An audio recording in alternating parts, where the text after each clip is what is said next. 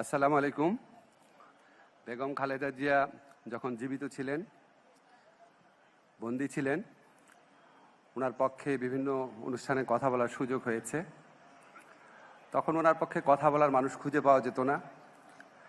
আর মনে আছে ওনার একটা অদ্ভুত বিচার হয়েছিল, উদ্ভট বিচার। তো সেই বিচারে উনি এত শকড হয়েছিলেন অন্য পক্ষের আইনজীবীর কথা শুনে।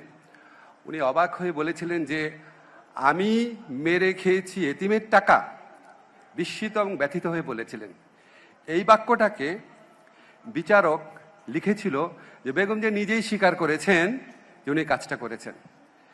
এত জঘন্য বিচার, আমি আইনের ছাত্র হিসেবে বলি, এত জঘন্য একটা বিচার হয়েছে।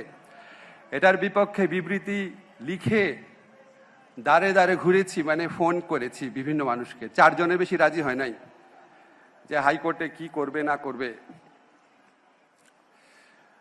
উনি যখন মুমূর্ষ অবস্থায়, ওনাকে চিকিৎসার জন্য যেন বিদেশে পাঠানো হয়, 4 জনের তো বিবৃতি হয় না, এই জন্য পত্রিকা ধরে দিতে পারে নাই।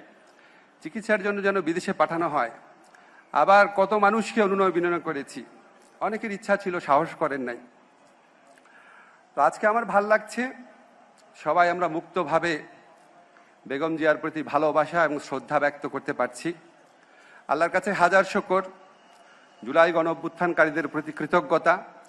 বাংলাদেশের মানুষ আজকে স্বাধীনভাবে ঘৃণাও প্রকাশ করতে পারছে, স্বাধীনভাবে ভালোবাসাও প্রকাশ করতে পারছে। এই জন্য এক নেত্রীর ঠাঁই হয়েছে মানুষের হৃদয়ে, আরেকজনের ঠাঁই হয়েছে বিতাড়িত ভূমিতে। বেগম জিয়া যখন জীবিত ছিলেন, আমি ওনার জন্য বিভিন্ন প্রোগ্রামে, ফখরুল ভাই ছিলেন, আপনার মনে আছে, আমি একটা কথা বলতাম যে বেগম জিয়া ভালো থাকলে ভালো থাকবে বাংলাদেশ। আমি বিশ্বাস করি অবশ্যই উনি এখন ভালো আছেন, কিন্তু বাংলাদেশ কি ভালো আছে বা ভালো থাকবে? যদি বাংলাদেশকে ভালো থাকতে হয় তাহলে বেগম জিয়াকে ইন্টারনালাইজ করতে হবে। ওনার অনেক অসাধারণ কিছু বৈশিষ্ট্য ছিল। উনি সৎ ছিলেন, দৃঢ়প্রতিজ্ঞ ছিলেন, আত্মত্যাগী ছিলেন, দেশপ্রেমিক ছিলেন। ওনার মধ্যে রুচির এক অবিস্মরণীয় প্রকাশ ছিল, পরমত সহিষ্ণু ছিলেন। বাংলাদেশকে ভালো থাকতে হলে বেগম জিয়াকে ইন্টারনালাইজ করতে হবে। ধন্যবাদ সবাইকে।